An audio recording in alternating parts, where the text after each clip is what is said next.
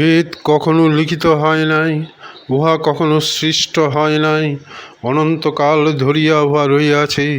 যেমন সৃষ্টি অনাদি অনন্ত, তেমনি ঈশ্বরের জ্ঞানও অনাদি অনন্ত। বেদ অর্থে ওই ঐশ্বরিক জ্ঞানরাশি, বিদ ধাতুর অর্থ জানা। বেদান্ত নামক জ্ঞানরাশি ঋষিগণ কর্তৃক আবিষ্কৃত। ঋষি শব্দের অর্থ মন্ত্রদ্রষ্টা। পূর্ব হইতেই বিদ্যমান সত্যকে তিনি প্রত্যক্ষ করিয়াছেন মাত্র। ওই জ্ঞান ও ভাবরাশি তাহার নিজের চিন্তা প্রসূত নয়। যখনই তোমরা শুনিবে বেদের অমুক অংশের ঋষি অমুক, তখন ভাবিও না যে তিনি উহা লিখিয়াছেন বা নিজের মন হইতে উহা সৃষ্টি করিয়াছেন। তিনি পূর্ব হইতেই বিদ্যমান ভাবরাশির দ্রষ্টা মাত্র। ওই ভাবরাশি অনন্তকাল হইতেই জগতে বিদ্যমান ছিল। ঋষি উহা আবিষ্কার করিলেন মাত্র। ঋষিগণ আধ্যাত্মিক আবিষ্কর্তা। বেদ নামক গ্রন্থরাশি প্রধানত দুই ভাগে বিভক্ত, কর্মকাণ্ড ও জ্ঞানকাণ্ড। কর্মকাণ্ডের মধ্যে নানাবিধ যাগযজ্ঞের কথা আছে। উহাদের মধ্যে অধিকাংশই বর্তমান যুগের অনুপযোগী বলিয়া পরিত্যক্ত হইয়াছে। কতকগুলো এখনও কোনো না কোনো আকারে বর্তমান। কর্মকাণ্ডের প্রধান প্রধান বিষয়গুলো যথা সাধারণ মানবের কর্তব্য, ব্রহ্মচারী, গৃহী, বানপ্রস্থ ও সন্ন্যাসী, এই সকল বিভিন্ন আশ্রমের বিভিন্ন কর্তব্য এখনও পর্যন্ত অল্প বিস্তর অনুসৃত হইতেছে। দ্বিতীয় ভাগে জ্ঞানকাণ্ড, আমাদের ধর্মের আধ্যাত্মিক অংশ। ইহার নাম বেদান্ত, অর্থাৎ বেদের শেষ ভাগ, বেদের চরম লক্ষ্য। বেদজ্ঞানের এই সারভাগের নাম বেদান্ত বা উপনিষদ। স্বামী বিবেকানন্দ থেকে পড়ে শোনালাম বেদ সম্পর্কে তার মন্তব্য। একমেব দ্বিতীয়ম, ছান্দোগ্য শ্রুতি 6:2-1। একমেব দ্বিতীয়ম। রবীন্দ্রনাথের ব্যাখ্যা করেছেন, বিশ্বের মধ্যে তুমি একমেব দ্বিতীয়ম, মানুষের ইতিহাসে তুমি একমেব দ্বিতীয়ম, আমার হৃদয়ের সত্যতম প্রেমে তুমি একমেব দ্বিতীয়ম। এই কথা জানতে এবং জানাতে আমরা এখানে এসেছি। তর্কের দ্বারা নয়, যুক্তির দ্বারা নয়, আনন্দের দ্বারা। শিশু যেমন সহজ বোধে তার পিতামাতাকে জানায়, সেই রকম পরিপূর্ণ প্রত্যয় দ্বারা। রবীন্দ্রনাথ। অসতৌ মা সদ্গময়, তমসৌ মা জ্যোতির্গময়, মৃত্যুর মামৃতঙ্গময়। রবীন্দ্রনাথের ব্যাখ্যা করেছেন দুই জায়গায়।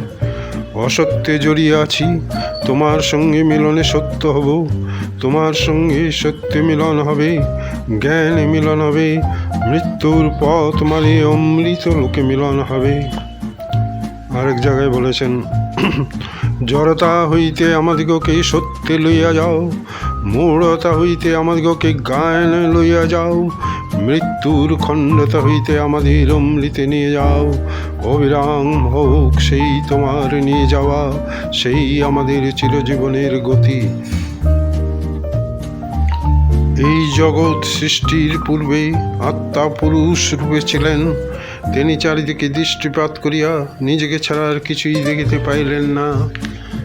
তিনি ছাড়া তখন আর কিছুই নাই। তিনি প্রথমে বলিলেন, সোহমস্মি, আমি আছি, আমি তার প্রথম নাম। তারপর তিনি আনন্দে দ্বিতীয় হইতে চাহিলেন, পুরুষ দ্বিতীয় ব্যক্তি লাভ করিতে ইচ্ছা করিলেন। স্ত্রী ও পুরুষ সমলিঙ্গিত যে রূপ, সেই রূপ তিনি ছিলেন। তিনি নিজেকে দুই ভাগ করিলেন, এইভাবে পতিপত্নী হইলেন। এখানে পুরুষ শব্দটির অর্থ হচ্ছে আত্মা। রবীন্দ্রনাথের ব্যাখ্যা করেছেন, অসীম যখন আপনি একা, তখন তিনি অপূর্ণ, সীমার মধ্যেই পূর্ণের গৌরব, তাই তার সৃষ্টি প্রয়োজন। আমাদের পূর্ণতার রূপে প্রতিফলিত হতে চায়, এই ইচ্ছা সফল হয় সৃষ্টি, তপস্যায়, বেদনায়। শৃণ্বন্তু বিশ্বে অমৃতস্য পুত্রা, এতে ধামনি দিব্যানি চক্ষ্মু, বেদহমেতং পুরুষম মহান্তম, আদিত্যবর্ণং তমসো পরস্তাৎ, তমেব বিদ্যিতাহুতি মৃত্যুমেতি নান্য পন্থা বিদ্যতে হয় নাই। শোনো বিশ্ববাসী, অমৃতের পুত্র যত দেবগণ, আমি জেনেছি তাহারে আধারের পারে, তিনি যে জ্যোতির্ময়, তারে জেনে মৃত্যুরে লঙ্ঘিতে পারো অন্য পথ নাই। দুভাবেই আলোচনা করেছেন স্বামী বিবেকানন্দ তার বিভিন্ন বক্তৃতায়। তিনি প্রমাণ করেছেন ভবিষ্যৎ পৃথিবীর ধর্ম বেদান্ত সার্বজনীন, সর্বগ্রাহী, সার্বভৌমিক এই সনাতন বেদান্ত দর্শনই আগামী পৃথিবীর মানুষকে আলো দেখাবে। মানুষের বিজ্ঞান চেতনা যতই বাড়ছে, টেকনোলজির প্রচার যত বেড়েছে, বস্তুতন্ত্র যত দৃঢ় হয়েছে, ততই অন্ধবিশ্বাসের উপর ভরসা করে যেসব ধর্ম দাঁড়িয়েছিল এতদিন তারা আবছা হয়ে পড়েছে বা পড়ছে। মানুষকে অশিক্ষিত রাখতে পারলে রাজনীতিক এবং ধর্মযাজকদের খুব সুবিধা। জড় বিজ্ঞান বা টেকনোলজির বৃদ্ধির সঙ্গে শিক্ষার প্রসারও ঘটছে চারিদিকে, যদিও আশানুরূপ নয়, তবু এই প্রসারে বেদান্তের বরং সুবিধাই হচ্ছে।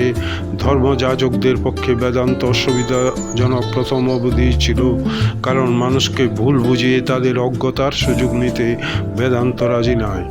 সম্পূর্ণ যুক্তি নির্ভর বলেই বেদান্তের সৎসাহস আছে। সেই বলতে পারে বেদ পুরাণ ইত্যাদি সবই অপরাবিদ্যা অর্থাৎ ব্রহ্মতত্ত্ব লাভের পক্ষে যথেষ্ট নয়। ব্রহ্মানুভূতির জন্য চাই পরাবিদ্যা অর্থাৎ সত্যের উপর অনুভূতির প্রতিষ্ঠা। বেদান্ত শাস্ত্র ছাড়া জগতের কোনো শাস্ত্রই নিজেকে তুচ্ছ করার সাহস দেখায়নি। বেদান্তই বলতে পারে ব্রহ্মজ্ঞ পুরুষ বেদের উপর অবস্থিত। আমরা দেখতে পেলাম বেদের সামগ্রিকতাও বিশ্ব মানবতার পক্ষে। বেদান্তের ঋষিরা কোনো কিছুই কারো উপর আরোপ করেননি, কোনো বিধান দেননি, কোনো নিয়ম চালু করেননি, কিন্তু তারা তার যে সত্যের উপলব্ধি করেছিলেন তাই তারা আমাদের বলেছিলেন। কিন্তু ব্রিটিশ ম্যাক্স মুলার বা নেহেরু বামপন্থী রাজনীতিবিদরা আমাদের বিরুদ্ধে, হিন্দুদের বিরুদ্ধে, বেদের বিরুদ্ধে ষড়যন্ত্র করেছে, বেদের বিরুদ্ধে নানা কুৎসা রটিয়েছে। কিন্তু আজ ধীরে ধীরে তা অপসৃত হচ্ছে।